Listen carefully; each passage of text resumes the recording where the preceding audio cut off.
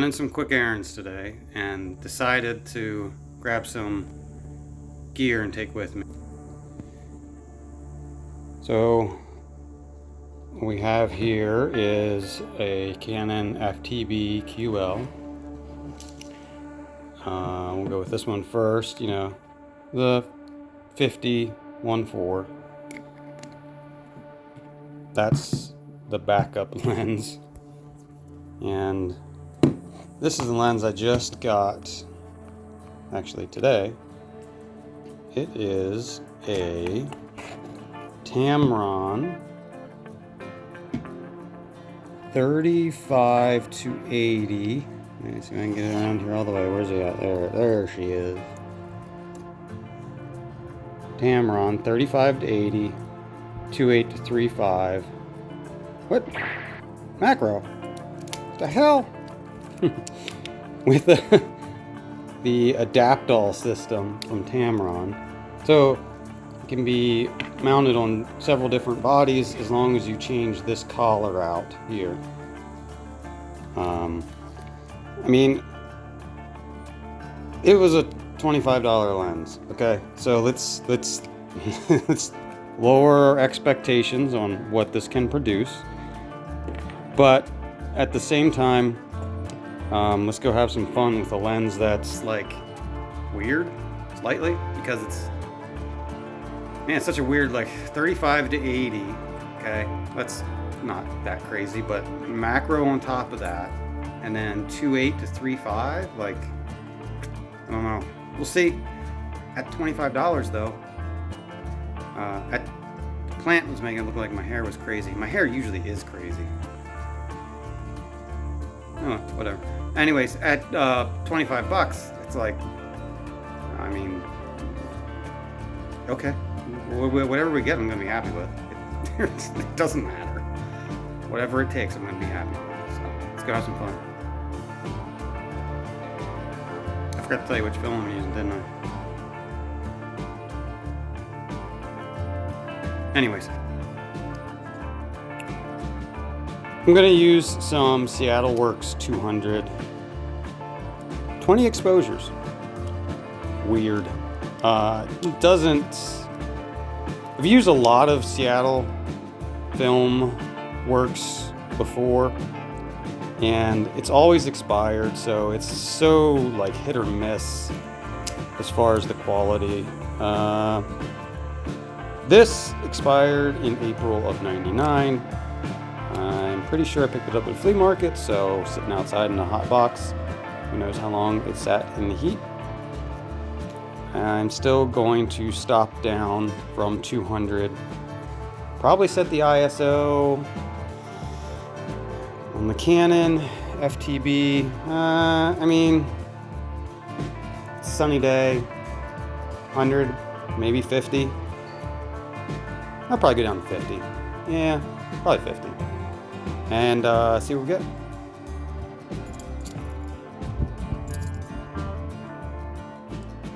Yikes, that's close. Oh, we'll try it. So one of the hardest things for me when I do these kind of run some errands, have some fun, is not bringing too much camera equipment with me because I have too much. And not like expensive stuff, but the cheap fun stuff. So it's tricky to just grab one camera and bring one camera with you and feel like you're carrying adequate equipment.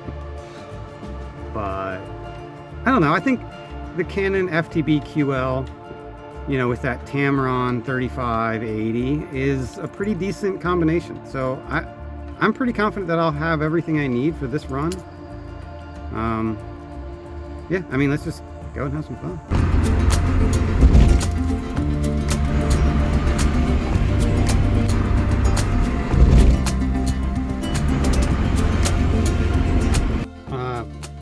Picked up what I needed and pulled into this spot that I've never really been before in New York here. And I'm just going to walk around and see what I can find to take photos of. It's probably not going to be anything spectacular or anything to write home about, but I really enjoy just getting out, walking with a camera and seeing what there is to see, because you never know what you're going to run into. You know, you might find a really cool shot, you might not. You might just end up spending a couple of minutes walking around the neighborhood that you've never been in. I mean, what's the worst that's going to happen? You're either going to have fun or you're not.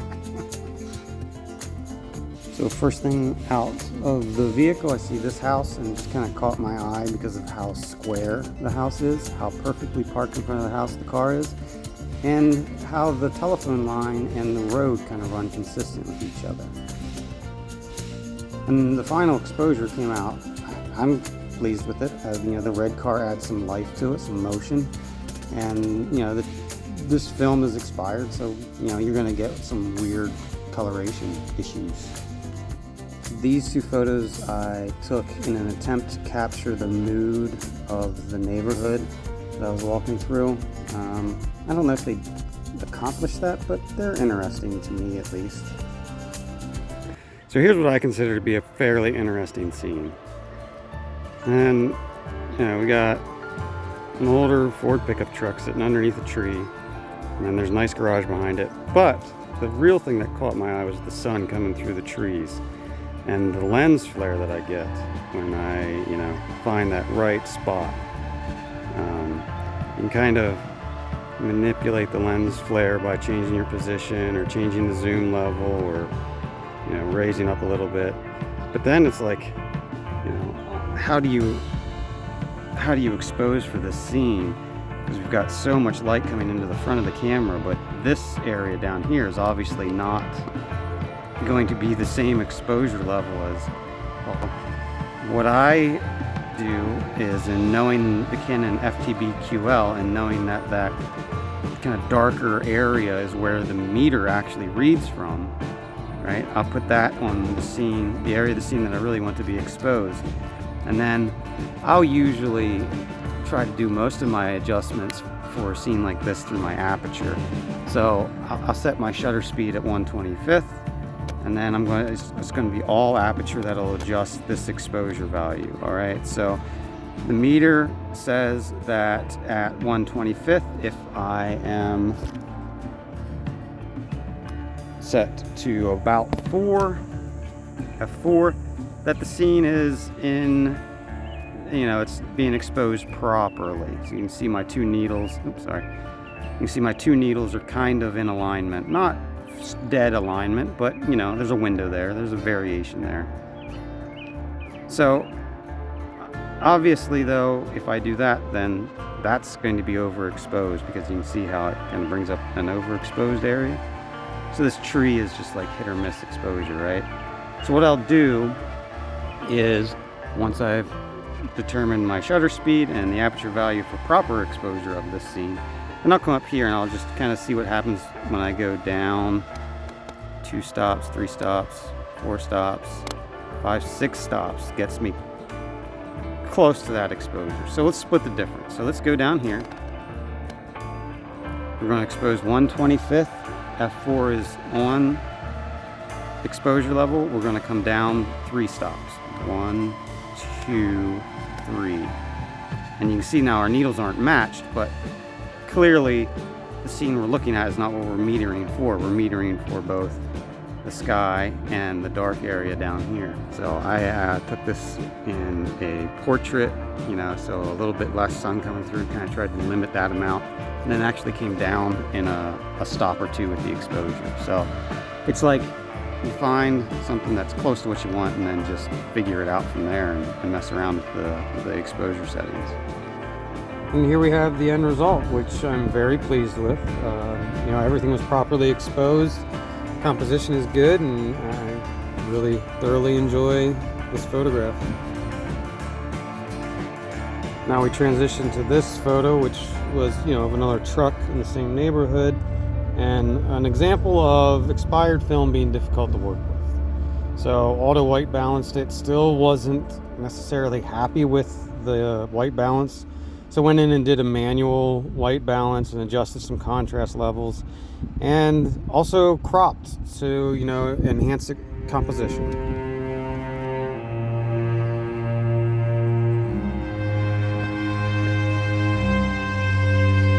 Quieter back up here. So it's going to be easier to kind of hear what I'm saying, which is nice because, you know, I didn't bring any audio stuff, so maybe all this audio is garbage, maybe not, I don't know. I got to figure that out. But this is what I'm shooting up here. Shooting up here is this. Caught my eye as I was walking back this way. And what really, through the viewfinder, you can see how I was thinking about this exposure. Alright, so this is kind of what caught my eye here. Was the this scene here, which is now blown out in the video, but whatever. So when I shot it, I made sure that the star field of the flag ran parallel with this main bar here of the gate. Make sure that I could see the Jeep text on the back of the Jeep, and then just kind of set my exposure and shot it off right about there. And that ended up being a 1/15th shutter speed handheld. You know, maybe? No idea. No idea if it's even possible. A lot of times though, with shutter speeds like that, at that low of a setting, I can usually do pretty decent. It's usually not bad, but 1/15th is kind of sketch. We'll see. And it turns out that I can hand hold 1/15th if I'm in the right position. So tried the same shutter speed on this photograph here, and you can see there's a little bit of motion blur in the image, but nothing terrible.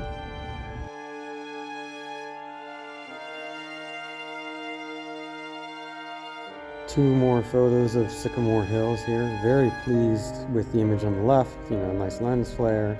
And the image on the right really kind of conveys what I saw when I was there, which was just a peace and tranquility. And this image is an attempt to capture that mood also. All the beauty of Sycamore Hills.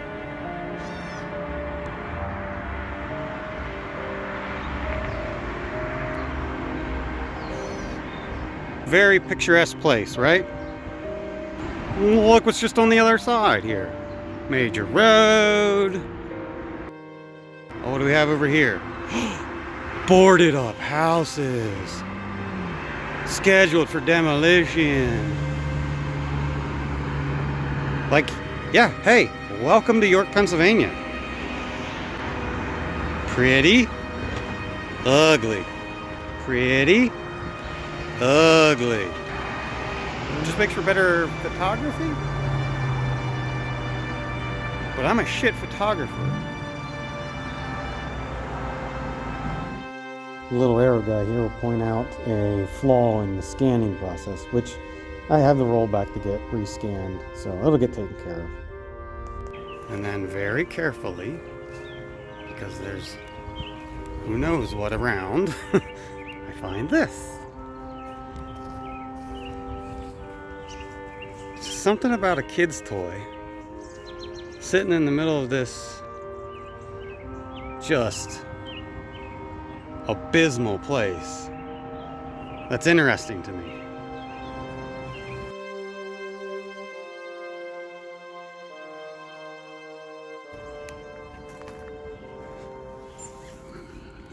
But anyway, look at that.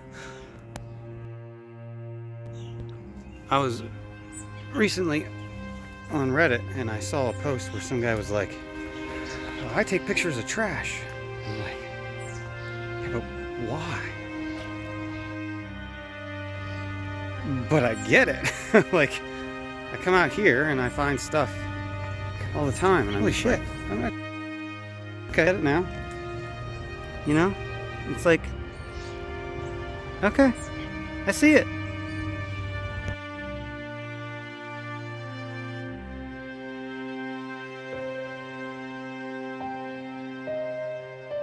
The disadvantages of only carrying a roll with you that has 20 exposures on it is that inevitably you're going to shoot them all and you're going to go, but there's so much more I want to shoot. You know, you just gotta, you just gotta call your losses. It's always another day. There's always another roll to shoot. And, you know, you'll still have just as much fun the next time you're out. Hopefully.